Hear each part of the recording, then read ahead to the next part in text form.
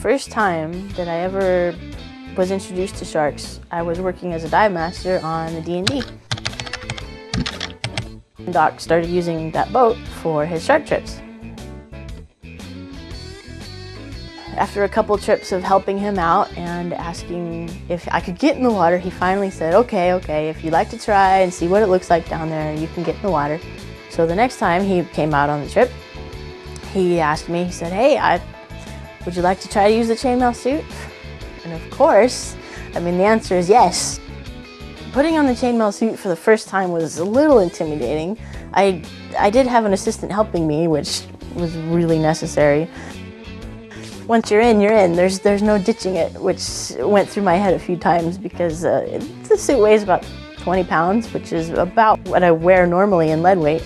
So there was no ditching options, but physically putting on the suit was very surreal. I don't remember being scared. I just remember being completely fascinated by the animals. When I first started sharking with Doc, I remember him giving me a lecture about Mako sharks and about how much respect we need to have for Mako sharks and how they hunt. They come in from behind you and they know which direction you're looking, and they always try to be sneaky. And so that was probably what I was most nervous about. I've learned so much about sharks, being able to be in the water with them, observe their behavior.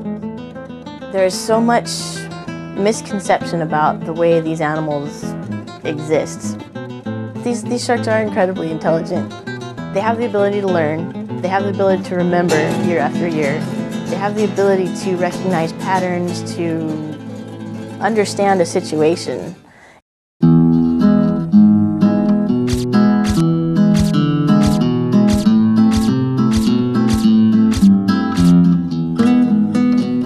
This is the white shark photo identification that we've been working on the boat.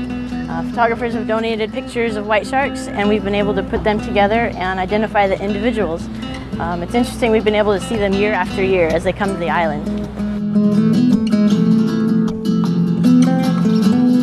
We take the shark and we get the pictures of the left side, the pictures of the right side, and the individual markings that they have. It acts very much like a fingerprint along its body. Oh, it's so easy to get attached to these guys. When Scar, my favorite shark, got hooked by that fishing boat last year, it just about devastated me. It affected me more than I would imagine it. And just the thought of that guy being hauled up on a boat and his head cut off just for his jaws, it made me sick to my stomach. I couldn't sleep. And so it's very easy to get attached to these animals. They just seem, they're more than just a fish. There's a lot of personality there. The biggest problem isn't here though. Here in the United States, sharks, they're not fished heavily. They are fished for market, Mako sharks and thresher sharks. The biggest problems for these sharks is overseas, in unprotected waters, where they fin them. I mean, they put long lines out, miles of long lines, and they haul in the sharks. The shark's still alive. They cut the fins off and they throw the carcass, not even a carcass, it's still alive. They throw it back into the water, and the poor creature has to drown, all for a pound and a half of shark fin. A couple of years ago, I was introduced to Michael Domeyer, who's the president of PEER, the Flagler Institute, and they are very interested in these animals also. They've been able to use the satellite tracking tags, and they've tracked several animals from year to year.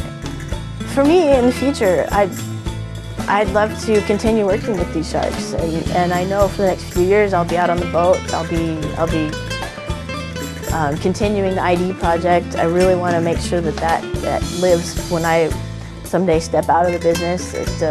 It's growing very rapidly right now. We have at least 50 individuals, and PEER, the nonprofit that I work with, they've been able to tag several of these animals that are in the book, and so there's full circles in the book where we tagged it, we understood where it goes, then it came back again, and we tagged it again, and we understood where it went.